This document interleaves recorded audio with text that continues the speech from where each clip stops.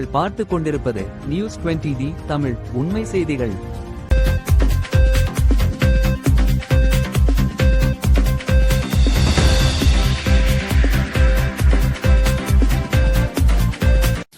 வணக்கம். எடப்பாடி பழனிசாமி அவர்களே, உங்களது வீரத்தையும் வீராப்பையும் பாஜகவிடம் காட்டுங்கள். அமைச்சர் அன்பில் மகேஷ் காட்டம். திருச்சி திருவரம்பூர் தொகுதியில் பள்ளிக்கல்வித்துறை அமைச்சர் அன்பில் மகேஷ் பொய்யாமொழி தேர்தல் பிரச்சாரத்தில் ஈடுபட்டிருக்கும் பொழுது அங்கு உள்ள வாக்காளர்களிடத்தில் பேசும் பொழுது இன்றைய அரசியல் களம் அதன் நாகரிக தன்மையை இழந்து வருவதை மிகுந்த வருத்தத்துடன் சுட்டிக்காட்ட விரும்புகிறேன் என்றார். தோல்வி பயம் வந்துவிட்டால் ஒரு மனிதர் எதை வேண்டுமானாலும் பேசலாமா? கொரோனா காலத்தை பற்றி பேசும் எடப்பாடி பழனிசாமி, நாங்கள் மட்டும் கொரோனாவை விரட்டி அடிக்கவில்லை என்றால் இன்றைய முதலமைச்சர் இந்நேரம் பரலோகத்திற்கு சென்றிருப்பார் என்று மிகவும் கீழ்த்தரமாகவும் மலிவான அரசியலோடும் பேசியுள்ளார். இத்தகைய பேச்சுக்களுக்கு பின்னால் இருக்கும் பதவி வெறி கண்டிக்கத்தக்கது. மக்கள் எங்களை நம்பி வாக்களித்த காரணத்தால்தான் இன்று எண்ணற்ற நலத்திட்டங்களை நாங்கள் செயல்படுத்தி வருகிறோம். அவரின் பேச்சுக்கள் அவரின் அதிகார மோகத்தையே காட்டுகின்றன. எடப்பாடி பழனிசாமி முதலமைச்சராக இருந்தபோதுதான் தூத்துக்குடியில் 13 பேர் சுட்டுக் கொல்லப்பட்டனர். காவல்துறை தன் வசம் இருந்தும் டிவியை பார்த்துதான் திருந்திக் கொண்டேன் என்று பொறுப்பற்ற முறையில் பதிலளித்தவர். பழனிசாமி ஒரு முறையாவது தமிழகத்திற்கு நீட் வேண்டாம் என்றோ மும்மொழி கொள்கையை திணிக்காது என்று சொன்னதுண்டா என்றார். வருத்தத்தோடு நான் சொல்றேன். நான் இன்னைக்கு அரசியல் களம் அப்படிங்கிறது பாத்தீங்கன்னா இந்த நாகரிக தன்மையெல்லாம் இழந்து போய் இன்னைக்கு பேச ஆரம்பிச்சுட்டாரு.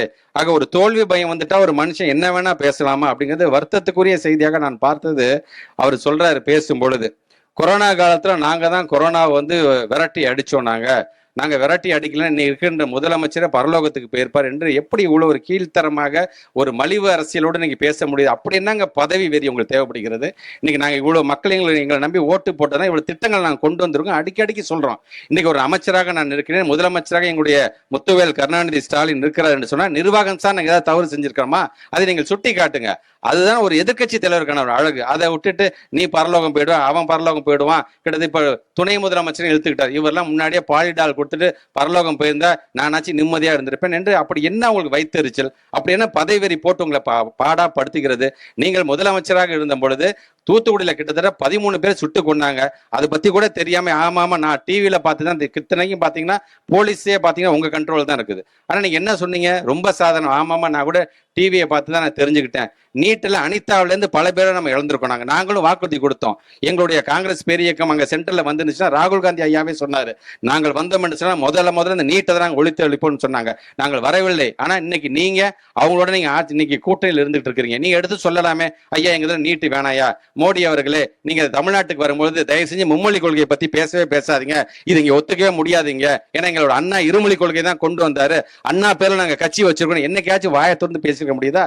உங்களுடைய வீராப்பெல்லாம் உங்களுடைய வெறுப்பெல்லாம் அங்க காட்டாம இங்க இருக்கக்கூடிய முதலமைச்சர் மீது இப்படி ஒரு மலிவான அரசியலை செஞ்சுட்டு இருக்கிறீங்க. உங்க கிளையே நீங்க பல வேட்பாளர்கள் நீங்க ஓட்டு கேட்டு இருக்காங்க. மக்கள் அனைத்தையும் பார்த்து கொண்டுதான் இருக்கின்றார்கள். இதற்கான தக்க பதிலடி வருகின்ற 23ஆம் தேதி நடைபெறுகின்ற தேர்தலில் எங்களுடைய மக்கள் எல்லாம், திருவரம்பூர் தொகுதி மக்கள் எல்லாம் உதயசூரியன் சின்னத்திலே வாக்களித்து உங்களுடைய முகத்துல கரிய பூசுவாங்க. அந்த நாள் காத்து கொண்டிருக்கின்றது. ஆக நம்முடைய எடப்பாடி பழனிசாமி அவர்களுக்கு நான் கேட்டுக்கொள்வது ஒண்ணுதான், அரசியல் பேசுங்க, கருத்து சார்ந்து மோதுங்க, கொள்கை சார்ந்து மோதுங்க. தயவுசெய்து இந்த மாதிரி கீழ்த்தரமான அரசியலை தயவுசெய்து நீங்கள் செய்திடக் கூடாது என்பதுதான் எங்களுடைய வேண்டுகோள். நியூஸ் 20D தமிழ் செய்திகளுக்காக திருச்சி செய்தியாளர் பஷீர். உண்மை செய்திகளை உடனுக்குடன் தெரிந்து கொள்ள நியூஸ் 20D தமிழ் செய்திகளை சப்ஸ்கிரைப் செய்யவும்.